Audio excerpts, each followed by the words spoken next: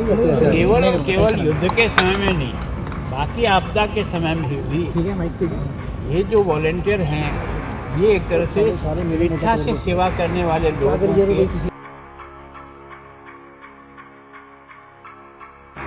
भारत में भी civil defence को बहुत मजबूत करने का प्रयास किया।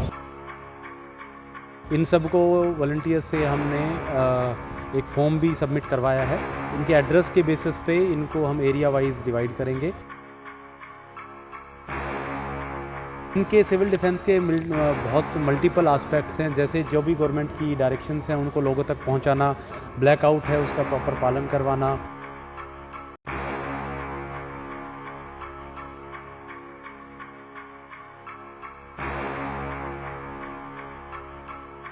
ਬਾਬੂਸ਼ਾਹੀ ਦੇਖ ਰਹੇ ਹੋ ਤੁਸੀਂ ਜਿਸ ਤਰ੍ਹਾਂ ਦੇ ਨਾਲ ਇੰਡੀਆ ਪਾਕਿਸਤਾਨ ਦੇ ਬਾਰਡਰ ਤੇ ਜੋ ਕੁਝ ਵੀ ਚੱਲ ਰਿਹਾ ਤੇ ਪੂਰੇ ਦੇਸ਼ 'ਚ ਟੈਂਸ ਸਿਚੁਏਸ਼ਨ ਹੈ ਤੇ ਉਸੇ ਤਰ੍ਹਾਂ ਚੰਡੀਗੜ੍ਹ ਦੇ ਵਿੱਚ ਵੀ ਮਾਹੌਲ ਜਿਹੜਾ ਹੈਗਾ ਉਹ ਕਾਫੀ ਸੈਂਸਿਟਿਵ ਹੈ, ਕਾਫੀ ਟੈਂਸ ਹੈ ਤੇ ਇਸ ਨੂੰ ਧਿਆਨ 'ਚ ਰੱਖਦਿਆਂ civil defence enrolment and training camp ਸ਼ੁਰੂ ਕੀਤਾ ਹੈ ਚੰਡੀਗੜ੍ਹ ਐਡਮਿਨਿਸਟ੍ਰੇਸ਼ਨ ਨੇ ਤੇ ਖਾਸ ਤੌਰ ਤੇ ਅੱਜ यूटी ਐਡਮਿਨਿਸਟ੍ਰੇਟਰ ਨੇ ਜਿਹੜੇ ਪੰਜਾਬ ਦੇ ਗਵਰਨਰ ਨੇ ਗੁਲਾਬ ਚੰਦ ਕਟਾਰੀਆ ਉਹ ਪਹੁੰਚੇ ਨੇ ਤੇ ਵੱਡੇ ਪੱਧਰ ਤੇ ਜਿਹੜੇ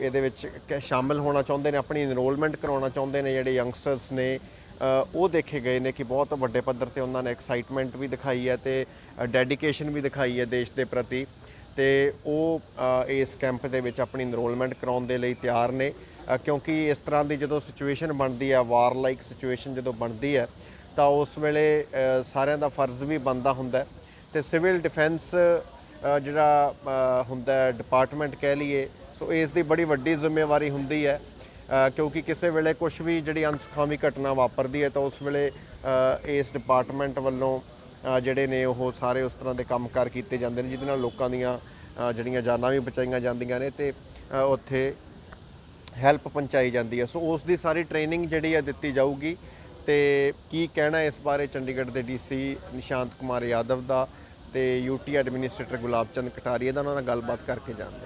हमें कोई बहुत ज़्यादा कहीं नुकसान नहीं हुआ, केवल एक घर पर जो है डोर गिरा था, उसमें 3 लोग इंजर्ड हुए हैं, 2 हॉस्पिटल।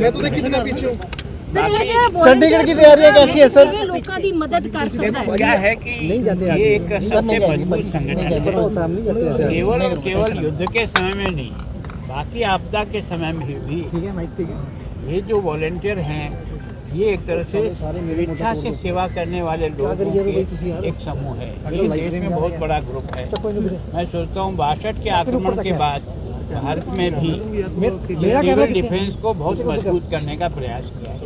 आज हम अपने यहाँ भी अपने सारे साथियों को जो सिविल डिफेंस में आए हैं प्रशिक्षित भी करेंगे और नए लोगों को भी इन्वॉल्व करने के लिए उनको इन्वॉल्व करने का इस कदम की काफी सराहना की जा रही है देश के लोगों द्वारा। जब उन्होंने वीडियो देखा कि चंडीगढ़ के इतने सारे लोग सेल्फ सिविल डिफेंस सर्विस के लिए पहुंचे हैं तो लोगों ने बताया कि चंडीगढ़ में असली जज्बा है। देखो ऐसी बात है कि रेट तो रोज आ रही है, ड्रोन भी आ रहे हैं जी और कई जिलों में आ रहे हैं जो बॉर्डर के हैं। पठानकोट में सबसे ज़्यादा है, अमृतसर में भी है, हमारे यहाँ भी है, लेकिन अभी तक तो हमारी आर्मी ने सारे के सारे चंडीगढ़ का किस तरह का अभी तक वॉलंटियर्स की ट्रेनिंग यहाँ पे रखी है और उसमें टैगोर थिएटर में एक लगभग 800,000 लोगों का एक बैच चल रहा है। इसके अलावा चूँकि आज बहुत अच्छा रेस्पॉन्स था, 2-3 हज़ार की संख्या में लोग आए थे, तो हमने दूसरा एक ग्रुप जो है वो तिरंगा पार्क शुरू कर दिया है, वहाँ पे भी उनको पैरेलल ट्रेनिंग दी जा रही है। इन सबको वॉलंटियर्स से हमने एक फॉर्म भी सबमिट करवाया है। इनके एड्रेस के बेसिस पे इनको हम एरिया वाइज डिवाइड करेंगे और फिर जो इनके सेक्टर ऑफिसर्स हैं उनके थ्रू इनको एक्सटेंसिव ट्रेनिंग आने वाले 1 हफ्ते में देंगे ताकि जब भी कोई ऐसी इमरजेंसी लाइक सिचुएशन हो तो इनको सिविल डिफेंस के पर्पस से डिप्यूट किया जा सके। किस तरह के सर ये लोग हेल्प कर पाएंगे और किस तरह की ट्रेनिंग के जो पार्ट्स हैं? इनके सिविल डिफेंस के बहुत मल्टीपल एस्पेक्ट्स हैं, जैसे जो भी गवर्नमेंट की डायरेक्शंस हैं उनको लोगों तक पहुंचाना, ब्लैकआउट है उसका प्रॉपर पालन करवाना, अगर यहाँ पे कहीं पे कोई मिलिट्री कॉन्फ्लिक्ट होता है तो उसमें जो आर्म फोर्सेस हैं उनकी मदद करना, रेस्क्यू ऑपरेशंस में मदद करना, डिज़ास्टर लाइक सिचुएशंस में हेल्प करना, अगर कोई डिमोलिशन रिस्ट्रिक्शंस हुई हैं तो उनकी रिपेयर रेनोवेशन में टीमों की हेल्प करना, ये सब काम सिविल डिफेंस का है।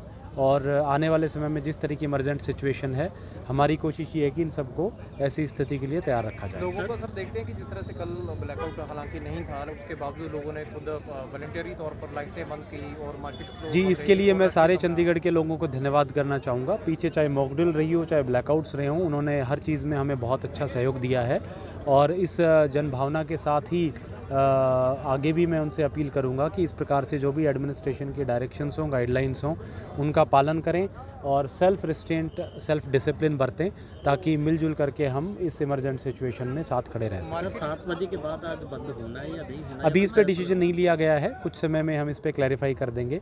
जो कल 7 बजे मार्केट बंद होने का फैसला था वो सिर्फ कल के लिए था। आज हम जैसे ही इस पे कोई डिसीजन लिया जाता है सिचुएशंस के बेसिस पे आपको कम्युनिकेट क्या करेंगे। इसके लिए कोई पंचकुला या मोहाली के डीसी वगैरह से मीटिंग वगैरह भी जी, उनसे लगातार मैं संपर्क में हूँ। जो भी डिसीजन होगा हम लोग आपस में बातचीत करके एक इकट्ठा ही डिसीजन लेंगे। ਸਰ ਜਿਵੇਂ ਕੱਲ ਬਲੈਕਆਊਟ ਨਹੀਂ ਸੀ, ਸਿਰਫ ਸ਼ਾਪਸ ਕਲੋਜ਼ ਕਰਨ ਦੇ ਆਰਡਰ ਸੀ, ਪਰ ਪੁਲਿਸ ਵਾਲਿਆਂ ਨੇ ਬਹੁਤ ਥਾਵਾਂ ਤੇ ਦੇਖਿਆ ਕਿ ਜ਼ਬਰਦਸਤੀ ਲਾਈਟਾਂ ਵੀ ਬੰਦ ਕਰਾਈਆਂ, ਥ੍ਰੈਟਨ ਵੀ ਕਰ ਰਹੇ ਸੀ ਤੁਹਾਨੂੰ ਅੰਦਰ कर देंगे लाइटां बंद। नहीं, इसमें this must have been some confusion. इस तरह की कोई भी सिचुएशन नहीं थी कल, क्योंकि जो अलार्म था इवनिंग में नहीं था, तो इसलिए हमने ब्लैकआउट नहीं करवाया। और जब भी ब्लैकआउट कराने की नौबत आएगी तो हम आप लोगों के ज़रिए ये सूचना ज़रूर आप तक पहुँचाएंगे। हंगामा भी हुआ सो की सीगा कि पाकिस्तान तो यहाँ पे बेसिकली कैपेसिटी जो थी वो हमारी 1000 लोगों को ट्रेन करने की और संख्या बहुत ज़्यादा है, इसलिए थोड़ा रश था। हमने उन लोगों को सबको तिरंगा पार्क में शिफ्ट किया है और अब वहाँ पे एक दूसरे बैच के तौर पे तिरंगा पार्क में ट्रेनिंग करवाई जा रही है। ਸਰ ਤੁਸੀਂ ਯੂਥ ਨੂੰ ਅਪੀਲ ਕੀਤੀ ਸੀ, ਬੜੀ ਸੰਖਿਆ ਦੇ ਵਿਚਕਾਰ ਯੂਥ जी जी, मैं उन सब के लिए बहुत धन्यवादी हूँ उनका और उम्मीद करूँगा कि वो आगे भी इसी प्रकार से सिविल डिफेंस पर्पसेस में हमारी मदद करते रहें।